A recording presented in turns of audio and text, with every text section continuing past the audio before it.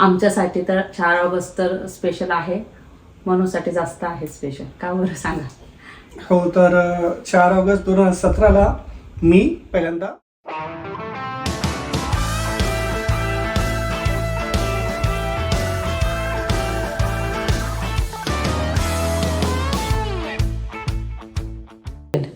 नमस्कार मंडळी, कशा आहात? मजेत आहात ना? नवीन दिवसाची नवीन सुरुवात. आता 1:15 झालेले आहे. खूप उशीर झाला स्वयंपाकाला.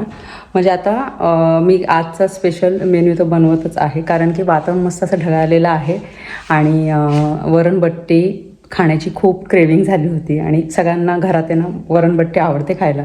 मनोज ऑफिसला गेलेले आहे, तर मग ते येतील ना तेव्हा मग त्यांच्यासाठी बट्टी गरम गरम मी ना मस्त फ्राय करणार आहे. पण आत्ता आमच्या तिघींसाठी मी बट्टी फ्राय करणार आहे. काय काय बनवलेलं आहे ते तर मी तुम्हाला दाखवते.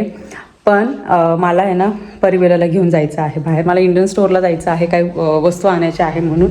आणि मला आज हेअर वॉश करायचे होते आणि तुम्हाला माहिती आहे परीने 2 पोने बांधल्या. तर तुम्हाला माहिती आहे मी मास्क लावते, रोजमेरीचा मास्क लावते. आणि त्याच्यानंतर मी वॉटर पण बनवून ठेवलं रोजमेरीचं. आणि परीन बेलाची छान आंघोळ झाली. आता हेअरस्टाईल केलेली आहे बघा छान. परीने अशी केली, 2 पोने घातल्या आणि बेलाने असं क्लिप लावलेलं आहे बघा, क्लचर लावलेलं आहे. मामाने पण लावलं. हां. आणि मला हेअर वॉश करायला मग उशीर लागतो जेव्हा मास्क वगैरे लावायचं असेल तेव्हा. आणि तुम्हाला सांगितलेलं आहे का रोजमेरीचं जेव्हापासून मी हे यूज करते ना केस खरंच खूप छान झालेले. आणि हे जे ब्लॅक केस आहे ना माझे, हे नॅचरली आहे. कोणताच मी कलर वगैरे लावत नाही. इवन माझ्या केसांमध्ये एक पण व्हाईट केस नाही आहे. तर त्या गोष्टी बघितल्या तर अजून चांगलं वाटतं मला. आणि आता थोड्या वेळात आम्ही निघतो, वस्तू घ्यायची आहे आणि आल्यानंतर मग मी बट्टी फ्राय करणार आहे. वरणाला फोडणी द्यायची आहे. आणि मनोज तर सकाळीच गेले, त्यांना टिफिन द्यायचं नव्हतं कारण की त्यांचं लंच होतं आज ऑफिसमध्ये. तर सध्या तरी ना ते लंच घेऊन जात नाही, कारण की ते त्यांचं बिझनेस लंच असतं, सगळे सोबतच लंच वगैरे करतात. तर त्यामुळे मग ते टिफिन घेऊन जात नाही. आणि तर म्हणून मग मला सकाळी फक्त ब्रेकफास्ट त्यांच्यासाठी बनवावा लागला आणि चहा. मग ते गेले, त्याच्यानंतर मग घरातलं आवरणं, मग या दोघींचं आवरणं, मग बाकीच्या ज्या गोष्टी आहे. आणि आजचा दिवस जो आहे ना तो खरंच खूप स्पेशल आहे. तर जेव्हा मनोज येतील ना तर सांगू आम्ही का बरं स्पेशल आहे आजचा दिवस. आणि खूप भारी वाटतं जेव्हा आम्ही त्या काही वर्षांपूर्वी मागे जातो ना, तर असं वाटतं रे आपण कशी सुरुवात केली होती. आणि आत्ता जेव्हा आपण बघतो ना या कंडिशनला तर एकदम छान वाटतं. आणि प्रत्येक गोष्टीसाठी ना कृतज्ञ आहे मी. देवाला मी खूप आभार मानते का त्याचा आशीर्वाद, देवाचा आशीर्वाद नेहमी असा पाठीशी राहो, प्रत्येक वेळेस ना आमच्यासोबत राहो. आणि जे माझं काम आहे प्रामाणिक ते मी करत राहते, मनूचं जे प्रामाणिक काम आहे ते त्यांचं करत राहतं आणि त्यावरच आम्ही विश्वास ठेवतो. आणि जेव्हा तुम्ही या गोष्टी करतात ना, मी नेहमी सांगते, जेव्हा तुम्ही ना प्रामाणिक कष्ट करतात तर तो वरचा आहे ना तो सगळं बघत असतो, तुमचे कष्ट, तुमचा प्रामाणिकपणा. आणि तेव्हा त्या गोष्टी तुम्हाला मिळत असतात, बरोबर. जर तुम्ही एखाद्याचा वाईट विचार करत असाल, जर एखाद्याचं तुम्ही किती पण देवधर्म करत असाल, पण एखाद्याबद्दल तुमच्या मनात वाईट असेल तर मग देव ऐकत नाही. तर या गोष्टींना ना मी खूप मानते. आणि मी प्रत्येक वेळेस ना व्हिडिओमध्ये या गोष्टी सांगितलेल्या आहे स्वतःच्या अनुभवावरूनच. बघा इथे वांग्याची भाजी, काही लोक म्हणजे घोटलेली भाजी पण बनवतात पातळ, पण मी अशी हिरव्या मिरची, लसूण, आलं, कोथिंबीरीचं ते पेस्ट करून बनवते. इथे कांद्याची चटणी जी परिवेलाला खूप आवडते, वरणबट्टीसोबत खूप भारी लागते. त्याच्यानंतर इथे बट्टी जस्ट वाफून झालेली आहे, याला गार करून झाल्याच्यानंतर फ्राय करणार मी. एका साईडला मी वरणाला जेव्हा फोडणी देणार त्याच्यानंतर मग साईड बाय साईड मी बट्टीसुद्धा फ्राय करणार. चला. आणि भूक चांगली लागलेली आहे, मस्त जेवण पोटभर करणार आहोत. आम्ही चाललो आहोत आता इंडियन स्टोअरला. परी गेली पुढे आणि वस्तू घेऊन येते पटकन, म्हणजे कसं घरी गेल्याच्यानंतर मग जेवण करते. तेवढंच मग बाहेर गेलं तर फ्रेश पण वाटतं ना त्यांना पण. मग आता इंडियन स्टोअरला जायचं तर तिथं कसं कुल्फी मिळते छान, एक मलाई कुल्फी राहते, परत मटका हां एक मँगोची असते, मलाईची असते. मला मलाई फ्लेवरमध्येच खूप आवडते. आणि लहानपणी ना तेव्हा ना खूप वेगवेगळे फ्लेवरचे ना आईस्क्रीम मिळायचे, म्हणजे पिस्ता, परत आपल्या रोज फ्लेवरची, मलाईची असायची, परत मँगोची असायची. आणि ती पानामध्ये मिळायची, असे पानं असायचे, तर त्या पानांवर आहे ना ते असं वजन करून आहे ना कट करून द्यायचे. अजून आठवतं मला. आता खूप मिळत नाही, मला असं वाटतं खूप क्वचितच असेल. पण ती उन्हाळ्यामध्ये ना ती आईस्क्रीम खाण्याची ना एक्साइटमेंट वेगळीच असायची. जस्ट आले मी घरी आणि आता मी जे बट्टी आहे फ्राय करायला घेतलेली आहे. वरण डायरेक्ट कुकरमध्ये लावलेलं आहे मी. जेवायला खूप उशीर झाला, 2:05 झालेले आहे. जसं ब्रेकफास्ट केला होता सकाळी, उशीर झाला होता. हे बघा मस्त फोडणीचं वरण. इथे बट्टी आहे, इथे आहे वांग्याची भाजी, इथे आहे कांद्याची चटणी. खूप सोपी आहे. भरपूर जण विचारतील. तर तेल टाकायचं, तेल गरम झाले ना तर कांदा उभा कट करून घ्यायचा आणि तो छान परतवायचा. गुलाबी कलर झाल्यानंतर यामध्ये मग थोडीशी हळद, लाल मिरची पावडर आणि मीठ टाकायचं आणि कोथिंबीर टाकायची आणि मस्त तेल सुटू द्यायचं. आणि एकदम नरम असा कांदा होतो ना तोपर्यंत छान असं आहे ना एकदम म्हणजे 5 ते 7 मिनटं ना असं परतवायचं स्लो गॅसवर. मस्त कांद्याची चटणी होते आणि इथे मस्त लिंबू टाकलेला आहे पाण्यामध्ये. चला आता आम्ही जेवण करायला बसतो. एवढं गरम होतंय ना, थोडा आराम केला मी झाल्याच्या नंतर. मग किचनचं आवरलं. जसं कालच्या व्हिडिओमध्ये मी तुम्हाला सांगितलं का लगेचच आता आवरायला जात नाही, आराम करते आणि मग आवरते. डिशवॉशर पण जस्ट लावून दिलं मी. आणि आता मनोज आले तर त्यांच्यासाठी आता चहा ठेवते, म्हणजे आमच्या दोघांसाठी चहा ठेवते मी. आणि दुपारी वातावरण इतकं मस्त होतं ना ढगाळलेलं, आणि आता गरम होते खूप. आणि अक्षरशः मी किचनमध्ये उभी आहे ना, मला असं घाम येतोय खूप. नको फॅन आणला ना तर मग कोणतं छोटावाला परी म्हणते मामा छोटावाला फॅन आणू का. परीने फॅन आणून दिला मला, कारण की गरमच एवढं होतं आहे. आणि इथे आता मी फॅन लावलेला आहे आणि इतकं बरं वाटतंय मला. आणि चहा झाला जस्ट. आणि आता आज आहे मंगळवार ना, तर मंगळवारचे मंत्र सकाळी लावले होते मी. पण आता संध्याकाळ झालेली आहे, आता वाजलेले आहे 7:10. तर मग आता परत लावले मी.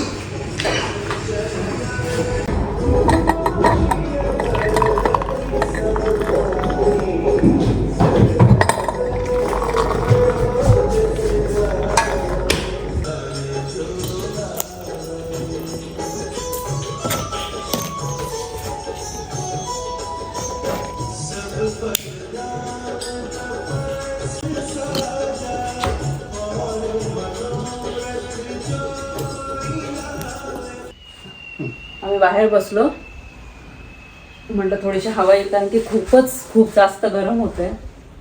जास्त हवेचा आवाज आला तर तुम्हाला आमचा आवाज येणार नाही. तर तुम्हाला स्टार्टिंगला सांगितलं ना मी, आजचा दिवस खूप स्पेशल आहे. आज आहे 4 ऑगस्ट आणि आमच्यासाठी तर 4 ऑगस्ट तर स्पेशल आहे, मनूसाठी जास्त आहे स्पेशल. का बरं सांगा. हो, तर 4 ऑगस्ट 2017 मी पहिल्यांदा लक्झमबर्गला आलो होतो. म्हणजे मला आज 9 वर्ष पूर्ण झालेत लक्झमबर्गमध्ये.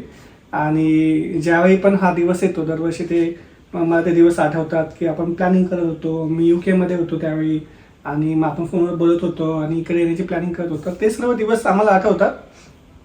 सुरुवातीला मी इकडे आलो होतो आणि त्याच्यानंतर 20-25 दिवसानंतर मग कोमल, परी दोघं आले होते. ते खरंच खूप स्पेशल होतं, कारण की आम्हाला असं दुसरीकडे जाऊन शिफ्ट होणं वगैरे असं काही प्लॅन नव्हता आमचा.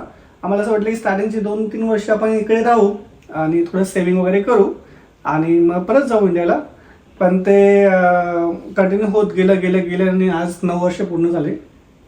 हे जे 9 वर्ष होते ते खूपच फास्ट गेले. म्हणजे खूप असं समजलंच नाही की 9 वर्ष कधी निघून गेले.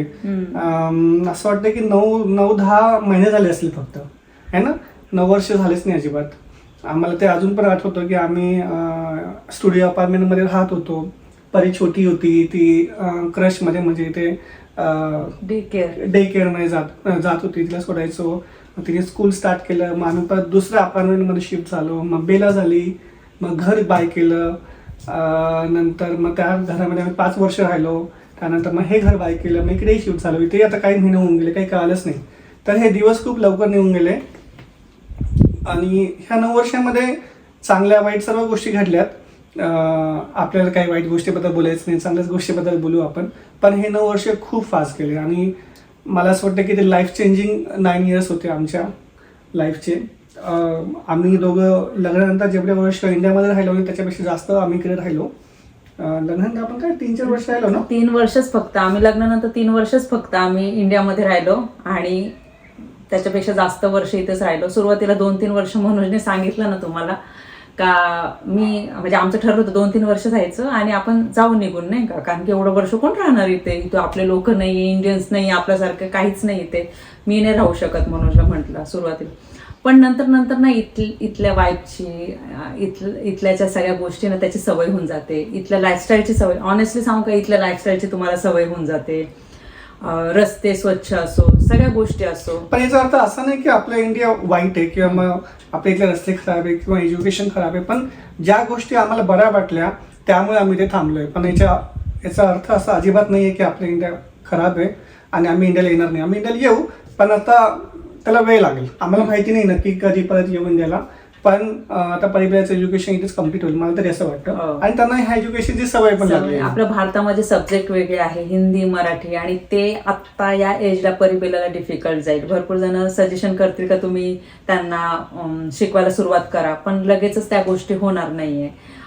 कारण की मला असं वाटतं जर त्या गोष्टी मी त्यांना शिकवायला गेले तर मग बाकीचे त्यांचा जो अभ्यास आहे त्या गोष्टीकडे त्यांचं दुर्लक्ष होईल. पण त्यांचं एज्युकेशन तर इथेच पूर्ण होणार आहे, नो डाऊट.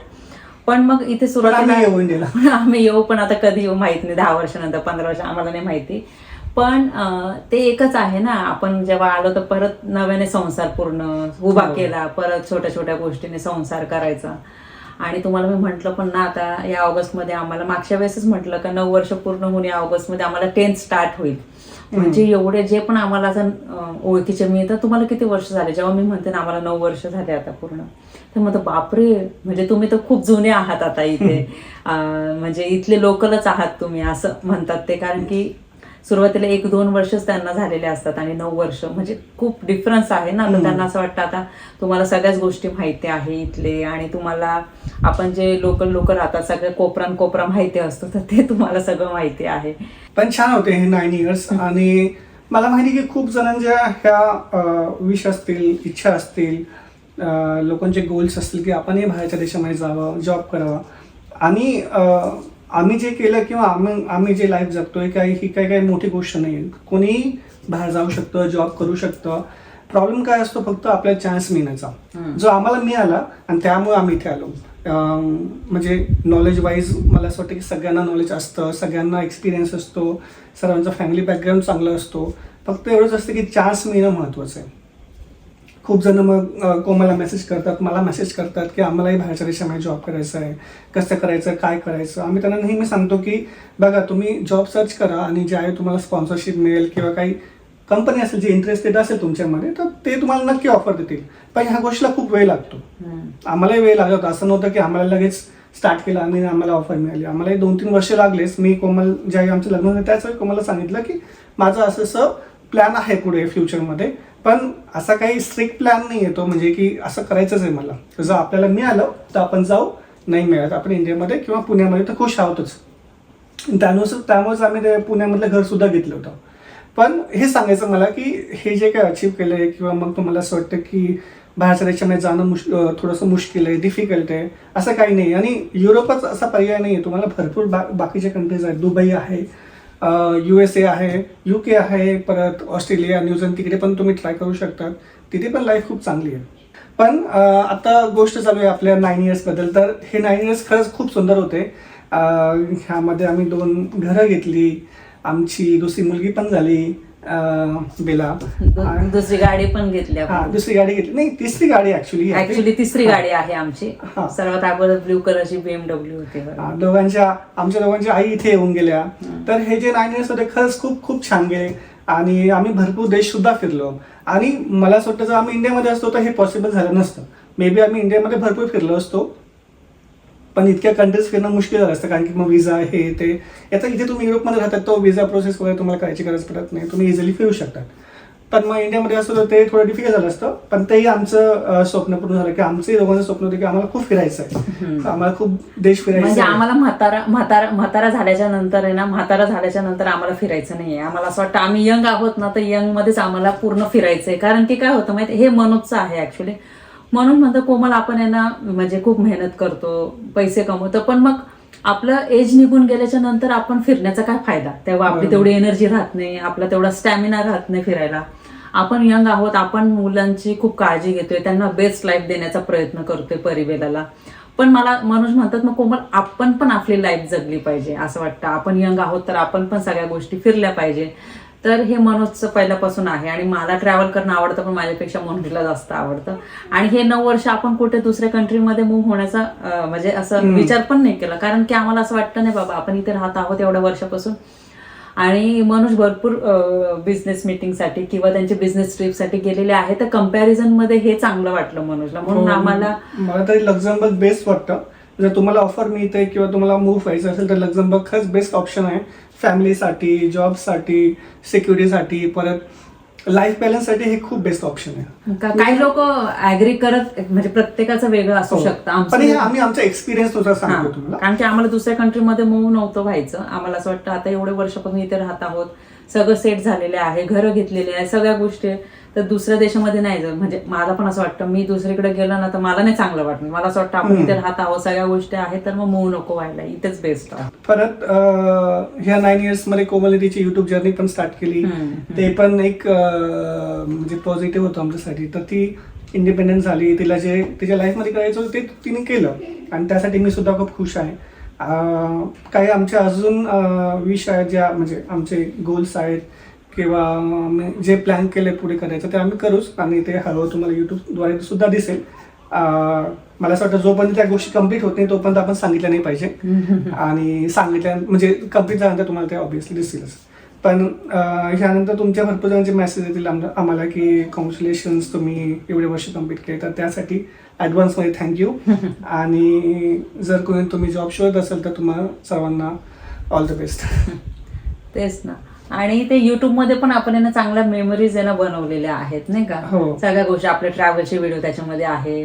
नंतर आपण म्हातारा झाल्याच्या नंतर बघू युट्यूब मध्ये नाही का. आम्ही म्हाताराला नाही, आम्ही कधी असं बसलो आणि आम्हाला लगेच ते कधी स्वित्झर्लंडचे व्हिडिओ दिसतात, कधी दुबईचे व्हिडिओ दिसतात, कधी ग्रीक मीटचे व्हिडिओ दिसतात. ते लोकांची लगेच त्या आठवणी लगेच ताज्या होऊन जातात. आम्ही काही दिवसापूर्वी एक नाशिकचा जो ग्रीक मीटचा व्हिडिओ बघत होतो, तर आम्हाला लगेच आठवलं अरे किती लोक आपल्याला भेटायला आले होते, किती लोकांचं प्रेम मिळालं होतं, आणि हे तुमचं प्रेम नेहमी दिसतं. तर हे जे युट्यूबचे व्हिडिओज म्हणजे फक्त बनवण्याचा हा हेतू नव्हता की त्याच्यातनं काही अर्न करायचं, पण त्याचा एक आणखी हेतू होता की ह्या मेमरीज आपण क्रिएट करू. कारण की म्हणजे आपण युट्यूब चॅनल स्टार्ट केलं तर भरपूर जणांना असं वाटतं का खूप पैसे, पण ऑनेस्टली असं सांगायचं की जेव्हा तुम्ही बाहेरच्या देशामध्ये राहतात ना तर ती अर्निंग तेवढी नाही राहत. कारण की काय होतं माहितीये का, आपली जी अमाऊंट असते ती भारतामध्ये जास्त वाटते किंवा त्याच्यामध्ये स्टेबल लाईफ होऊ शकते, पण इथे तसं नाहीये. ती अमाऊंटला व्हॅल्यू नाहीये जास्त, आणि खूपच कमी म्हणजे काहीच नाही. आता भरपूर जणांना असं वाटतं तुम्ही युट्यूब चालू केलं, पहिली गोष्ट तर प्रमोशन्स करत नाही. खूप डेली जे असं प्रमोशन्स असतात ते करत नाही मी, कारण की बाहेरच्या देशात राहते. बाहेरच्या देशामध्ये इथे ऑलरेडी वेगळा खूप खर्च असतो. हे जे युट्यूब आहे, जे बाहेरच्या देशात जे लोक राहतात ना त्यांच्यासाठी हे अर्निंगचं काही नसतं. इथे फक्त जस्ट त्यांना आवडतं म्हणून चालू केलेलं आहे, किंवा पॅशन आहे म्हणून चालू केलेलं आहे. मला आवडतं, मला बिझी राहायचं होतं म्हणून चालू केलं. पण बाकीचे जे लोक असतात तर त्यांना ते थोडेफार जे पैसे मिळतात त्यांच्यासाठी ते अमाऊंट मोठे असू शकते, पण आमच्या बाबतीत त्या गोष्टी नव्हत्या. आम्हाला इंडियामध्ये असं तर ऑब्व्हियसली ही अमाऊंट मोठीच असते आणि ती चांगली सुद्धा असते तुमचं करिअरसाठी, पण युरोपमध्ये खूप कमी आहे. आणि प्लस काही लोकांना असंही वाटतं की तुमच्या युट्यूबवरनं सर्व तुमच्या ट्रॅव्हलचा खर्च निघतो, ट्रिपचा खर्च निघतो, तुम्ही कुठे फिरायला गेले तर त्यांच्या हॉटेलचा, फ्लाईटचा सर्व खर्च निघून जातो. तर असं अजिबात नाहीये. मॅक्स 1-2 दिवसाचा खर्च निघू शकतो. मी तुम्हाला सांगतो, आता आम्हाला युकेला खूप खर्च लागला, तर जे युट्यूब वरनं जे आता ट्रॅव्हलचे व्हिडिओ बनवले तर तो एका दिवसाचा खर्च निघू शकतो, जेवणाचा खर्च निघू शकतो, 1-2 दिवसाचा जेवणाचा खर्च निघू शकतो, नॉर्मल काय शॉपिंगचा खर्च निघू शकतो. ट्रिपचा कधीच खर्च निघत नाही. उलट आम्ही आमचे स्वतःचे पैसे खर्च करून युट्यूब मध्ये वेगवेगळ्या गोष्टी दाखवत असतो. माझं पॅशन आहे म्हणून आम्ही स्वतःचा खर्च करून तुम्हाला दाखवत असतो. पण आमचं जे ट्रिपचे असतात ते एक्सपेन्सेस खूप जास्त असतात, ते युट्यूब मधनं आम्हाला कधीच मिळत नाही ना आतापर्यंत कधी मिळालेले आहे. हा भरपूर जणांचा गैरसमज होता, तर मी विचार केला का आता या गोष्टींमध्ये ना या गोष्टी क्लिअर करू, नाही तर भरपूर जणांना खूप गैरसमज झाले होते. तर तसं नाहीये ना, मी डेली प्रमोशन करते ना काही नाहीये. ते माझं पॅशन आहे म्हणून युट्यूब मी चालू केलेलं आहे. मी बिझी राहण्यासाठी युट्यूब चालू केलेलं आहे, आणि त्यामुळे मी या गोष्टी सांगते. आणि तुम्हाला ही जी 9 वर्षाची आमची जर्नी थोडक्यात जी मनोजने आता सांगितलेली आहे कसं वाटलं तुम्हाला. तर मनोज सकाळी म्हणा को मला 4 ऑगस्ट आहे. तर म्हटलं माझ्या एका म्हणजे मला लवकर असं पटकन कळालं नाही आता 4 ऑगस्ट. म्हटलं काय झालं. अगं आज 9 वर्ष पूर्ण झाले ना, म्हणजे त्यांच्यासाठी स्पेशल पहिला दिवस होता त्यांचा ना इथे, तर त्याच्यामुळे मग ते एकदमच स्पेशल आहे त्यांचा दिवस. त्यामुळे चला आता आम्ही जेवणाचं बघतो. आणि हा व्हिडिओ तुम्हाला कसा वाटला मला कमेंट सेक्शन मध्ये नक्की सांगा. व्हिडिओ आवडला असेल तर व्हिडिओ लाईक करा, शेअर करा, सबस्क्राईब करा. भेटू आपण लवकरच नवीन व्हिडिओमध्ये. तोपर्यंत सगळ्यांनी काळजी घ्या. बाय.